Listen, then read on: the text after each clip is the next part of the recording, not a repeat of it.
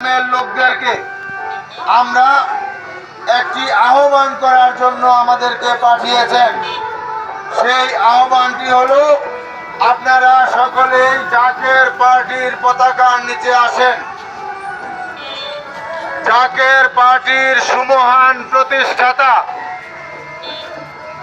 আরবে কামেল মুর্শিদে মোকাম্মেল, মহামানব, মহাপুরুষ, মহাগুরু বিশ্ব আলী খাজা বাবা ফরিদপুরি কেবলাজান সাহেব 1989 সালে 14 অক্টোবর 12 রবিউল আউয়াল ঈদে মিলাদুন্নবী সাল্লাল্লাহু আলাইহি সাল্লামের দিনে রাত্র শেষ ভাগে রহমতের সময় এই জাকের পার্টির ঘোষণা করেন এবং পাক জবানে ফরমান যে বাবা, এমন সময় আসতেছে যখন মানুষ জলে স্থলে অন্তরিক্ষে বিপদ আর বিপদ ছাড়া কিছুই দেখিতে পারিবে না।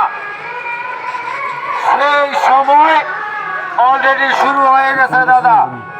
আপনারা সকলেই জ্ঞানী, আপনারা সকলেই বুঝতেছেন বাংলাদেশের যে পরিস্থিতি, মাটির নিচে ভূমিকম্প ঘোরাফেরা করতেছে, দেশি বিদেশি চক্রান্ত অব্যাহত আছে, বিশ্বযুদ্ধে ডামাডোল, প্রাকৃতিক দুর্যোগ।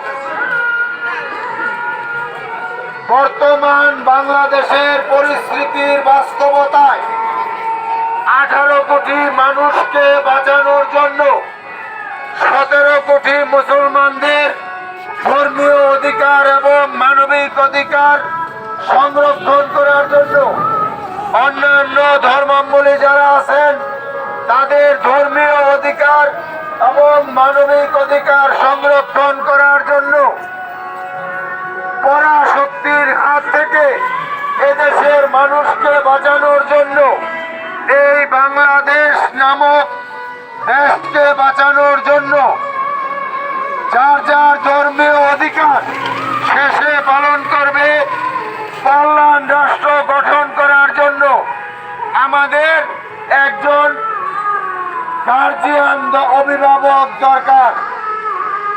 আমরা 54 বছর দেখেছি সমস্ত দলের রাজনৈতিক নেতাদের প্রতি শ্রদ্ধা রেখেই বলছি,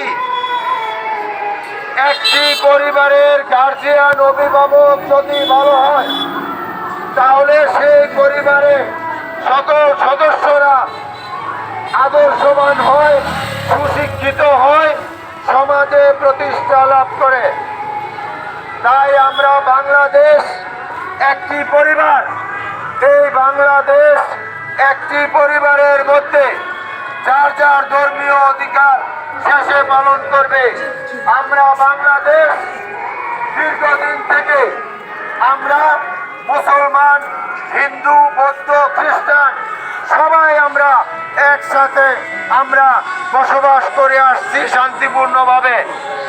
তাই আমরা নির্দ্বিধায় নিঃসন্দেহে বলতে পারি, জাকের পার্টির মাননীয় চেয়ারম্যান মোস্তফা মীর ফয়সাল সাহেব একজন পবিত্র নেতা, একজন কলঙ্কমুক্ত নেতা, একজন আধ্যাত্মিক নেতা এবং শুধু মুসলমানদের না, হিন্দু, বৌদ্ধ, খ্রিস্টান মানব জাতির নেতা হলো মোস্তফা মীর ফয়সাল সাহেব।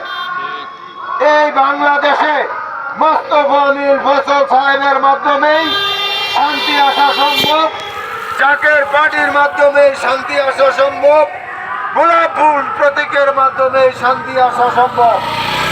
জাকের পার্টির সম্মানীয় মাননীয় সিনিয়র ভাইস চেয়ারম্যান, অর্থনীতিবিদ, অধ্যাপক ডক্টর সাইমন মীর ফয়সাল ঐতিহাসিক সরোবরতী উদ্যানে বলেছেন যে ধর্ম যার যার, রাষ্ট্র সবার। এবং এই বাংলাদেশে বৎসরে কত বাজেট ঘোষণা করা হয় সেটা আমরা জানতাম না, প্রতিটি জেলায় কত বাজেট আসে সেটা আমরা জানতাম না, প্রতিটি উপজেলায় কত বাজেট আসে সেটা আমরা জানতাম না, এবং এই বোয়ালি ইউনিয়নে কত বাজেট আসে সেটা আমরা জানতাম না। আমাদেরকে জানিয়েছেন বছরে 8 লক্ষ কোটি টাকার বাজেট ঘোষণা করা হয়। বাংলাদেশে 64টি জেলা, 12টি মহানগর, এটাকে যদি সমানভাবে বন্টন করেন তাহলে প্রতিটি উপজেলায় পড়ে প্রতিটি জেলায় পড়ে 10,000 কোটি টাকা।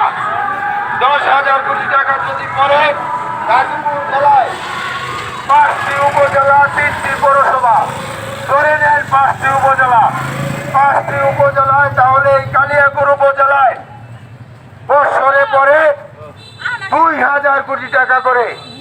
এই 2,000 কোটি টাকার যদি সুষম বন্টন হতো তাহলে রাস্তাঘাট, স্কুল, কলেজ কোনো কিছুই আমরা কোনো কিছু থেকে বঞ্চিত হতাম না। এবং এই কালিয়াকৈরে স্কোয়ারের চেয়ে, অ্যাপোলোর চেয়ে ভালো হসপিটাল করা যেত।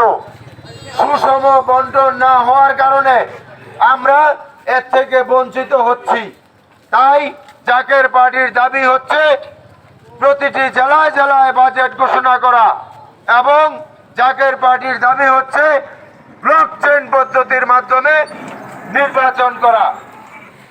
তাই আপনাদের সকলকে উদারত আহ্বান বোয়ালিবাসী ভাইদের প্রতি এবং এখানে সনাতন ধর্মাবলম্বীদের ভাইদের যে অনুষ্ঠান হচ্ছে, আপনাদের এই অনুষ্ঠানকে জাকের পার্টির পক্ষ থেকে আমরা স্বাগত জানাই।